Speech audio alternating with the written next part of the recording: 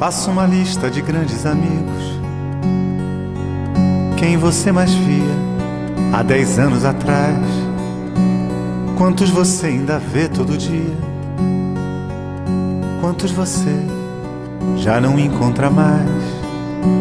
Faça uma lista dos sonhos que tinha. Quantos você desistiu de sonhar? Quantos amores jurados pra sempre?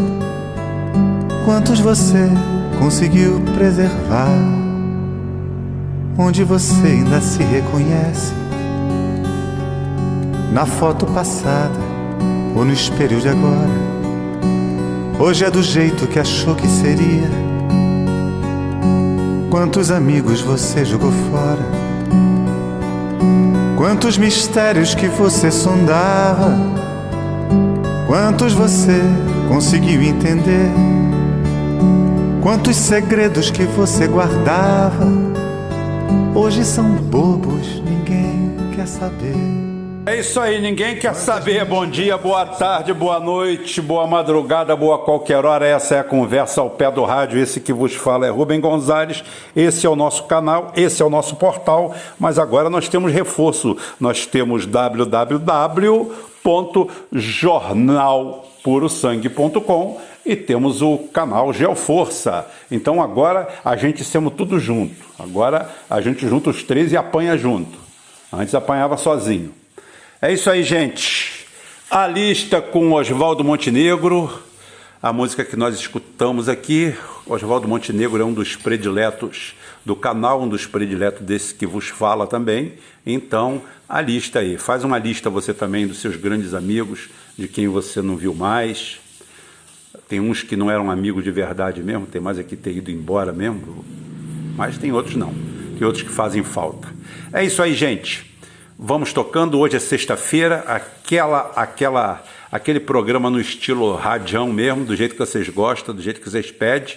A gente vai voltar mais com esse estilo aqui nesse canal, é que a gente está fazendo bastante lives agora, porque é interessante para a gente mostrar o projeto político das pessoas e tentar resgatar um pouco da política, do bom que a política pode ter. Existem boas pessoas, quando a gente elege maus candidatos, a culpa é nossa, mas sempre existe uma boa opção. É a gente que deixa para lá e não escolhe. Bem, tem 300 candidatos na sua cidade, você escolhe 1, 2, 3, 4, 5, escolhem 10, 15 vereadores, que são a escória, e muitos ficaram bons de fora porque vocês não votaram, porque ele não pagou cachaça, porque ele não pagou cerveja, porque ele não ofereceu nada, ele não fez nada em troca. Então, quem te dá muito, quem te oferece muito hoje, muito quer amanhã de volta, porque para ele é negócio. Voto pago é voto comprado, não existe compromisso. Então é isso aí, gente. Já falei demais. Vamos nos inscrevendo aí no canal, nesse, naquele outro, no outro. Vão lá conferir. Entrem no nosso www lá, jornalpurosangue.com. É isso aí, gente. Vamos embora para o principal. Bom dia, boa tarde, boa noite, boa madrugada, boa qualquer hora. Eu não sei se eu estou falando pela primeira vez isso, eu só estou repetindo, porque isso vem depois da música. A música a gente seleciona a parte. Mas prepare o seu coração para as coisas que eu vou contar. Eu venho lá do sertão. Eu não venho do sertão não, mas eu vim da roça, eu sou roceiro. Eu vim da roça daqui, eu vim da roça de lá. Minha mãe era uma campesina, filha de um produtor rural, meu pai era da cidade, isso na Espanha. Eu nasci aqui no Brasil, em Silva Jardim, ex-município de Capivari, no estado do Rio, no interior, lá onde Judas perdeu a bota, então eu posso falar com particularidade.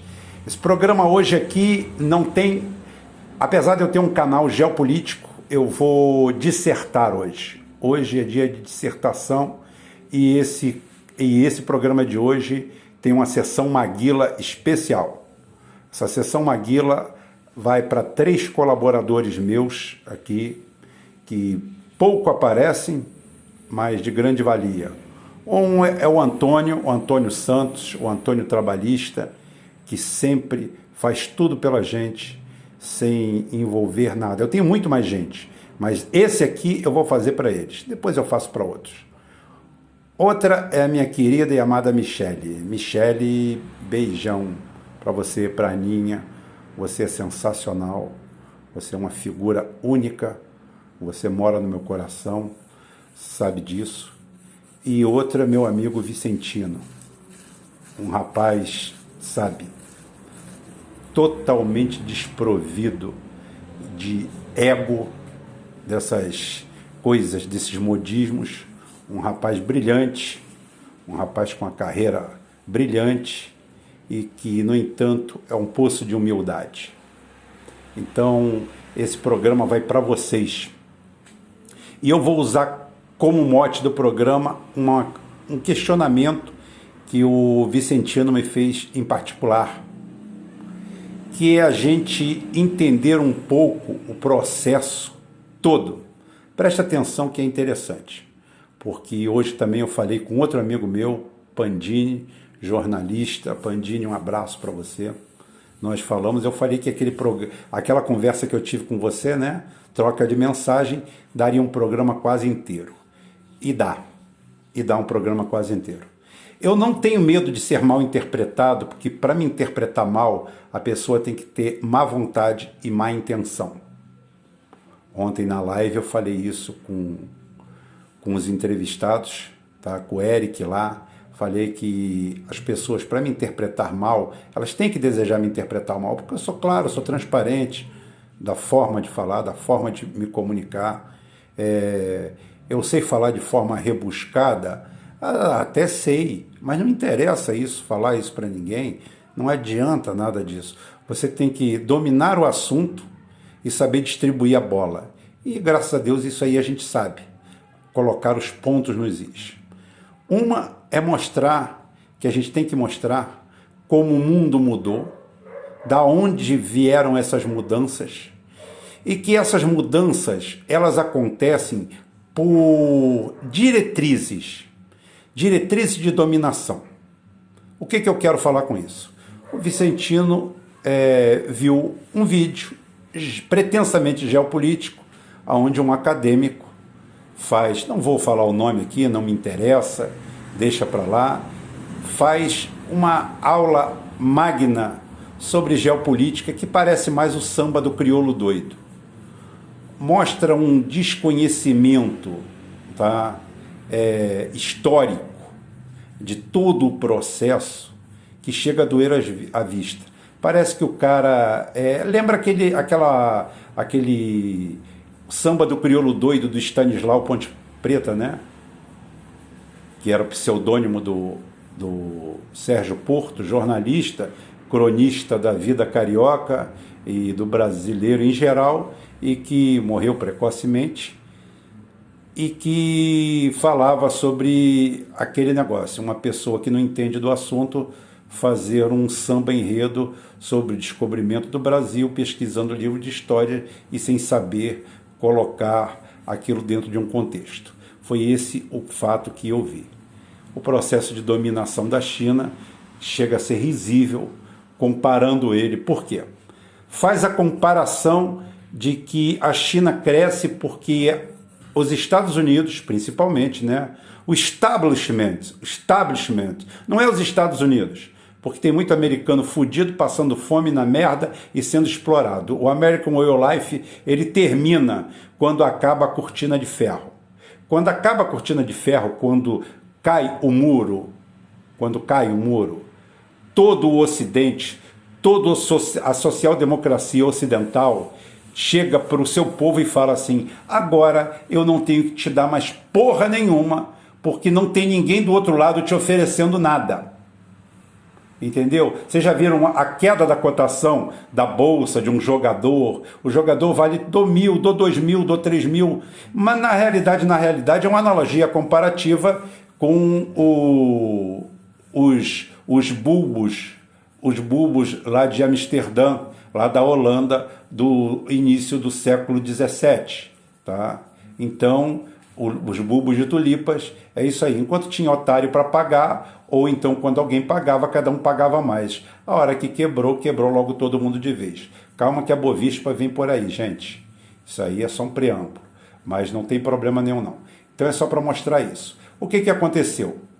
o contraponto da União Soviética era dar uma qualidade de vida cada vez melhor a seus cidadãos, mostrando que o Ocidente era uma merda, que o capitalismo era uma merda. Por sua vez, o capitalismo queria mostrar para todos seus concidadãos que eles não pensassem nunca em entrar para o comunismo, porque o capitalismo é uma dádiva dos céus, é uma bênção na terra, todo mundo pode ficar milionário, existe a meritocracia, basta você querer, basta você fazer por onde e que você vai conseguir.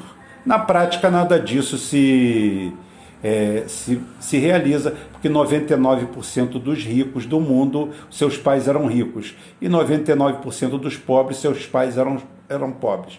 Portanto, a sina de continuar pobre ou a sorte de continuar rico tem muito mais a ver com a herança ou com o patamar da onde você saiu, do trampolim que você saltou, do que na realidade da sua trajetória. Casos isolados, desde a sua igreja, desde o seu grupo ou seu coach preferido, que vai sempre pegar um fato vitorioso para mostrar, é aquele negócio, todo mundo inveja o cara que ganhou na Mega Sena, ninguém inveja os 50 milhões de otários que foram lá botar o dinheiro. Então temos 50 milhões de perdedores para um ganhador, e pior que às vezes ainda fraudam isso daí, né? Tem um animal andando de moto aqui perto de casa, tomara que um poste atravesse na frente dele e ele arrebente o poste com a cabeça. Eu torço para o poste. Né? Então é isso aí. Para cada vencedor existem perdedores. Então, nessa briga entre a maré e o rochedo nós estávamos. Quando cai o Moro e o socialismo perde o encanto, aonde o comunismo vai por água abaixo, aonde a propriedade do Estado é dividida entre todos acaba, simplesmente o Ocidente, a social-democracia, a República Livre, o mundo livre chega para o seu povo e fala, bicho, cada um corre atrás do seu e que se dane que eu vou pisar no pescoço. Mas cadê os direitos que eu tinha? Você não tem mais. Por quê? Porque do outro lado não tem ninguém para te oferecer nada. Então se ninguém tem para te oferecer nada, tu vale nada. E vocês são muitos. Então essa retórica é isso aí. É assim que funciona o mundo. O mundo funciona dessa forma. Quem são os poderosos de hoje? Os poderosos de hoje são os poderosos de ontem, de anteontem, mas não quer dizer que sejam os poderosos da semana passada. Tá? O grupo de Bilderberg é um grupo de dominação? Mas outros também o são. Tá? Existe uma coisa chamada geopolítica transversal, que você não vai procurar e não vai achar em nenhuma cadeira, mas você vai achar aqui, falando comigo, que sou semi-analfabeto. Existe a geopolítica transversal. A geopolítica transversal é aquela onde você vê os Estados Unidos brigando com a Rússia pela hegemonia mundial, mas, no entanto, tem várias empresas americanas e russas fazendo desenvolvimento econômico e tecnológico. Isso você vai encontrar parcerias com Israel, você vai encontrar parcerias pelo mundo inteiro, de você parar e desanimar se você for ver só do campo ideológico. Por quê? O campo ideológico de massificação é para as massas. Como atesta meu amigo Zé Fernandes, que ele esteve lá, ele teve a felicidade de estar lá, eu não estive, mas relato dele. O Yuri Gagarin, que é o primeiro homem a sair da órbita terrestre e da atmosfera e orbitar o planeta, é russo e é um dos grandes homenageados na NASA.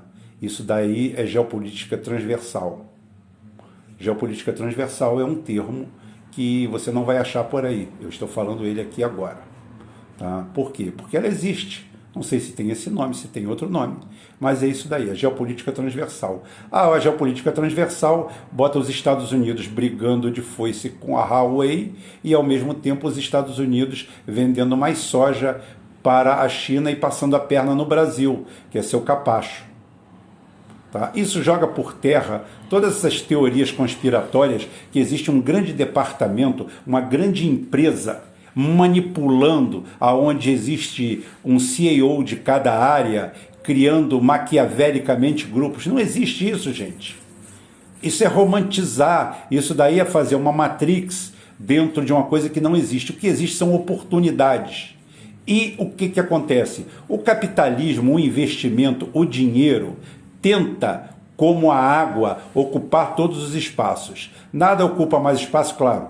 Qualquer gás fluido também faria isso. Mas a água não, a água é palpável e você pode medir ela tranquilamente. Então, o melhor jeito de você medir um espaço é com água.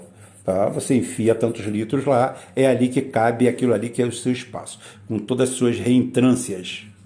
Tá? Então é isso aí.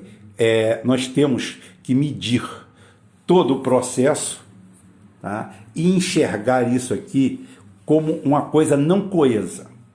A não coesão significa que eles vão para a Venezuela para dominar a Venezuela como se fosse um galinheiro. Mas encontram o Chaves no caminho e depois encontram o Maduro e o Putin de birra fala aqui vocês não vão entrar. Vai lá, cacifa aquilo lá e eles fazem o jogo que eles estão fazendo e é uma briga de gato e rato.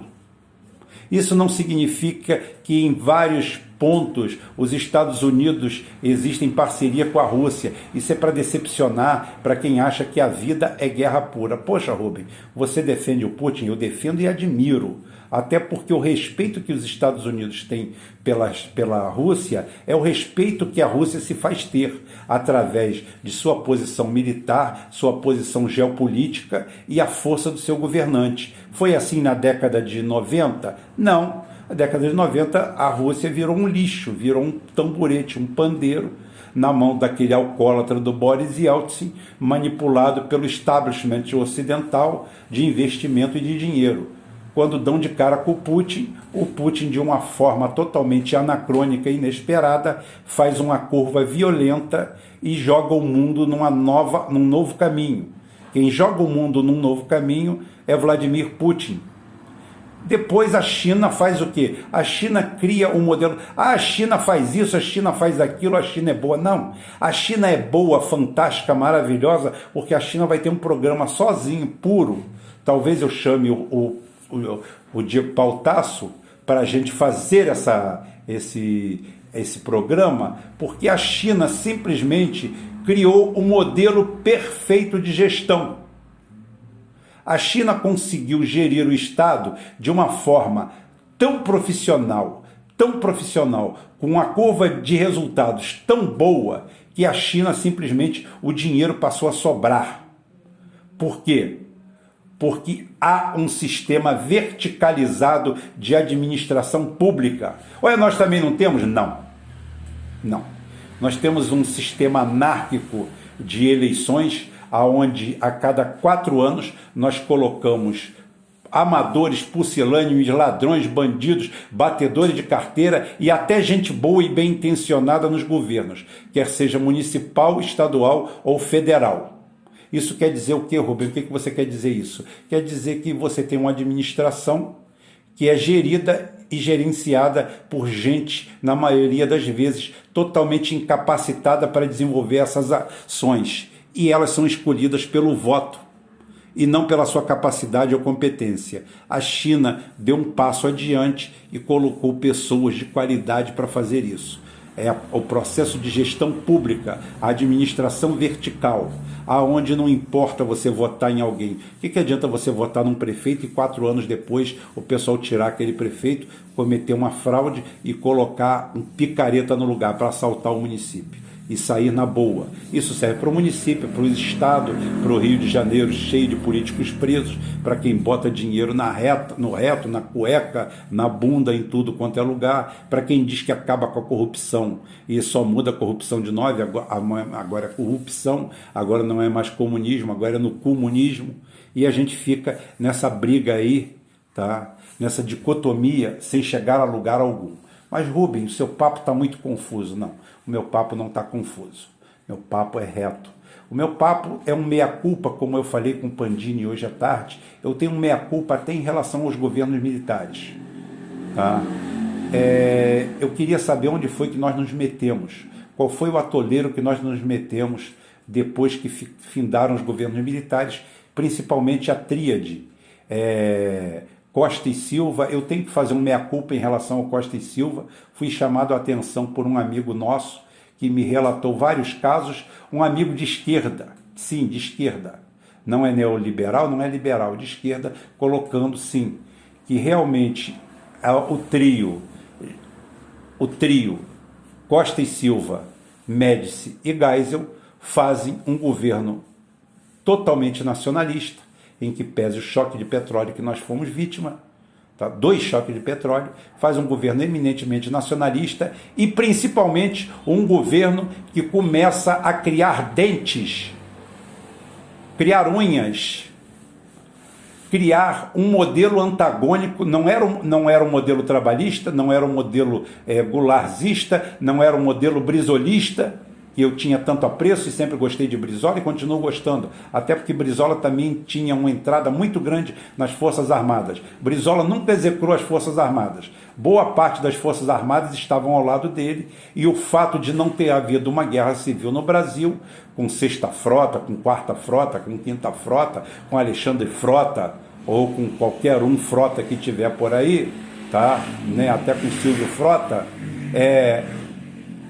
não se meteria, porque do outro lado tinha a Rússia, tinha a União Soviética, que não deixaria eles se meterem. Só isso. Mas todo mundo argumenta isso. A 4ª Frota estava ali pronta para atuar. Nada disso. Nada disso. Não iria atuar. Brizola tinha metade do exército praticamente do seu lado. Até porque é bom vocês saberem que ninguém foi mais perseguido pelo golpe de 64 que os militares. Nenhuma categoria, você acha que foi jornalista, você acha que foi escritor, você acha que foi professor, é errado. Ninguém foi mais perseguido que militar. Os militares é que deram o seu maior quinhão. E ficaram alguns dentro das Forças Armadas, ligados ainda à ideologia varguista. Porra, o Vargas que era de esquerda, não, Vargas não era de esquerda. Vargas era nacional trabalhista, nacionalista até o último fio de cabelo. E ao seu lado existiam outros. O Costa e Silva começa esse trabalho. Rubem eram os anos de chumbo, era o AI-5. Bem, quem vê o que o judiciário faz hoje, quem vê o que está sendo feito hoje, a gente começa a entender mais ou menos o AI-5. Rubem, você está defendendo o AI-5? Não estou defendendo, mas dentro de um projeto de nacionalismo faz até algum sentido, porque se a gente vê o que aconteceu com o Brasil, o que chegou, o estado que nós chegamos, por que isso, Rubem? Porque simplesmente nós crescemos, os militares ficaram devendo socialmente muita coisa, apesar, como eu falei, dos 2 choques de petróleo, mas transformaram o dinheiro que entrou no Brasil em investimento. E o Geisel preparou o Brasil para ter a bomba atômica, para ser uma potência nuclear e dar as costas para as superpotências e sentar à mesa dela como uma delas. Só isso já valeria o ingresso, só isso já valeria tudo. Mas demos depois disso aí com sociais-democracias de calças arriadas, já prontas, tá? Todas alinhadas com o consenso de Washington, todas elas prontas para se entregar, aonde tivemos uma esquerda harvardiana, formada em Harvard, por esse tipo de gente, por esse tipo de entreguista, e todos eles, de uma forma ou de outra, cantavam exatamente o que nossos amigos do Norte queriam. Nessa época que começou a se popularizar a história do Partido Democrata ser quase um partido comunista, ser quase um partido socialista, quando eu essa semana mesmo já citei várias vezes a Lei Arbox lá, que é feita por um deputado republicano e um senador democrata, e ambas para defender as empresas americanas, os americanos, os Estados Unidos e o investimento deles pelo mundo. Com essa lei, eles destruíram a Petrobras, destroem qualquer um e fazem o que bem entendem. Tá? É isso que eles fazem, dominam o mundo. Essa dominação começa em 68, com o ano que não terminou, e vem até hoje, 2020, o ano que não começou. Hoje nós temos o desenlace, pelo menos para o Brasil, de forma trágica, de todo esse processo. Por isso que o Bolsonaro, como eu falo, não é nenhum golpista, ele é mais do mesmo. Ele é farinha do mesmo saco. Dentro desse período, a única nota dissonante foi o Lula e o seu vice, tá? Zé de Alencar, eles dois fizeram uma dupla, bateram uma bola, fizeram um governo liberal, nada de socialismo, nada de comunismo, nada de esquerda, nada. Um governo liberal, mas a nossa situação já era tão entreguista, tão destruída, vindo do governo Collor, vindo depois do governo Collor, se arrepende, e eles passam por cima do Collor como um trator e trazem o canalha do FHC, o príncipe da Sorbonne, o inútil brasileiro, o filho envergonhado do pai, tá? O filho que causava vergonha ao pai, e que vem, como não servia para nada, foi para a política para ser ladrão, e bandido, e vendilhão, e canalha. Se vende já no final da década de 60, junto com José Serra, com essa quadrilha toda, todos eles caçados com 2 S, quando eles deveriam ser caçados de fuzil com C cedilha. Porque se tivessem abatido essas merdas naquela época, talvez a nossa sorte teria sido outra. E depois, por último, vem Lula, que faz uma curva, mostra talvez um nível de esperança, mesmo não reindustrializando o Brasil, faz várias coisas dignas de nota e pega tudo e joga fora ao entregar o governo para Dilma, que já foi fruto de um estudo nosso aqui. Aonde hoje eu não tenho dúvida que eu trocaria, com exceção, talvez, do Figueiredo por incompetência, do Castelo Branco pelo comprometimento com Eduardo Gomes e o entreguismo, não tenho dúvida que dos três generais gaúchos, pode escolher o pior deles, que eu troco a esquerda, troco a oposição, a situação toda brasileira, pelo pior dos generais militares gaúchos, do trio Costa e Silva, Geisel e Médici.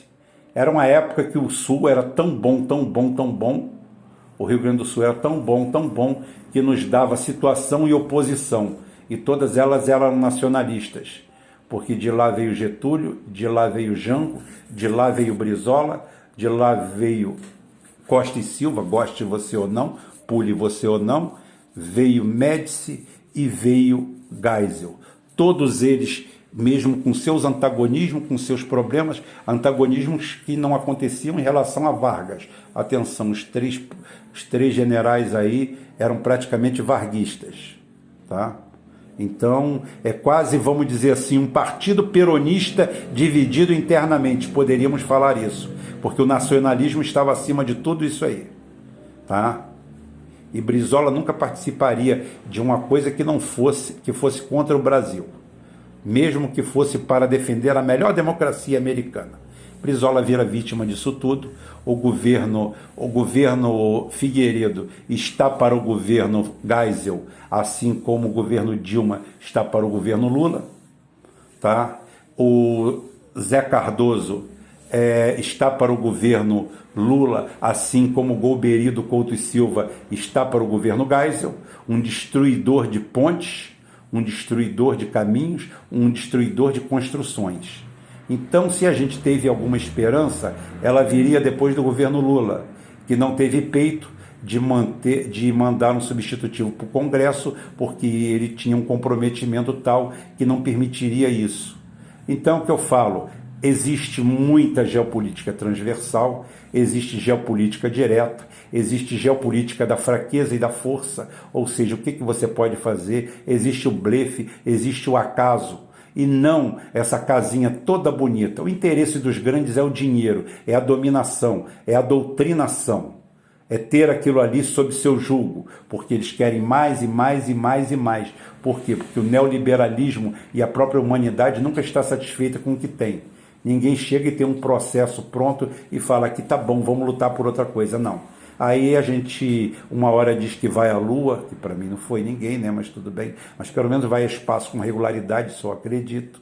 Vão tudo enquanto é lugar. A gente vê altos índices de tecnologia e, por outro lado, a gente continua descobrindo e tendo os dados que os seres humanos continuam morrendo como se morria na Idade Média. Quem mais mata no mundo ainda é água não tratada, é esgoto a céu aberto, é lombriga, tá? São vermes, são parasitas que matam no terceiro mundo com uma virulência terrível. E agora temos até a Covid aí, que essa daí vai ter um programa geopolítico especial, que eu não posso abrir mão para o meu canalzinho novo lá, Geopolítica, o Geoforça. Por favor, se inscrevam lá e escutem tudo lá. Gente, isso foi um papo direto para vocês tentarem entender mais ou menos que as coisas não são tão maquiavélicas assim como possam parecer. Existe maquiavelismo no mundo, sim. Existem jogos de interesse, sim. Mas não é tudo um departamento frio, não. As coisas mudam de acordo com as atitudes. Por isso que os homens especiais ainda fazem a diferença. Por isso que surge um Putin, por isso que surge um Vargas, por isso que surge um Geisel, por isso que surge até um Lula, que depois ele não dá continuidade a ele mesmo e ele mesmo destrói o seu programa, destrói o seu nome, destrói o seu futuro e deixa aparecer algo assim como Bolsonaro. Mas para ter um Bolsonaro precisou primeiro ele plantar uma Dilma. Ou seja, Bolsonaro é a flor mais bonita do jardim que o Lula fez plantando a Dilma. Com a plantação da Dilma, tivemos ele e outras coisas. Até a Joyce Hasselman e essas merdas, por assim dizer, a Janaína Pascoais e outras merdas, todas elas, o tal do mamãe caguei, ou mamãe eu dei, mamãe chupei, aí todo esse tipo de coisa são tudo flores vindas desse jardim criado pela Dilma, plantado pelo Lula e regado com identitarismo e doses cavalares de New Left, tá? E o resto tudo vocês já sabem. Eu vou parando por aqui, porque o meu recado de hoje é isso aí. Mais uma vez, isso aqui foi para o Vicentino, Antônio para você e para Michele. Michele, beijão, tá? Hoje o programa foi de vocês, exatamente sobre isso aí, um tema livre, para você entender um pouco o mundo, um bate-papo. Tá? Sem peso da pauta diária, sem peso de absolutamente nada, do jeito que vocês gostam. Rádio falado, assim, no pé do ouvido. Até amanhã, se Deus quiser. Amanhã eu venho com Geopolítica, com o canal Geopolítica, a Covid, a história da Covid, a doença que existe, mas não é pandemia. E depois, domingo, a gente para, porque ninguém é de ferro. E segunda, a gente volta com o Jornal Puro Sangue, www.jornalpurosangue.com. Vá lá, leia, se inscreva, assista, comente, e se você achar que tem alguma coisa boa, escreva para a gente, manda para a gente fazer uma revisão, para a gente, se você nem mandar, você mande, para eu falar direitinho, certinho também, mande para a gente, envie para a gente, que a gente faz, analisa lá e vai colocar os créditos lá em seu nome, você já está virando um colunista do nosso grupo lá. Então é isso aí, gente, até amanhã. Até depois, que é o meu dia de descanso, e até segunda-feira com o Jornal Puro Sangue. Segunda-feira é dia do comércio, tá? Tem uma data interessante para mim, depois eu conto para vocês.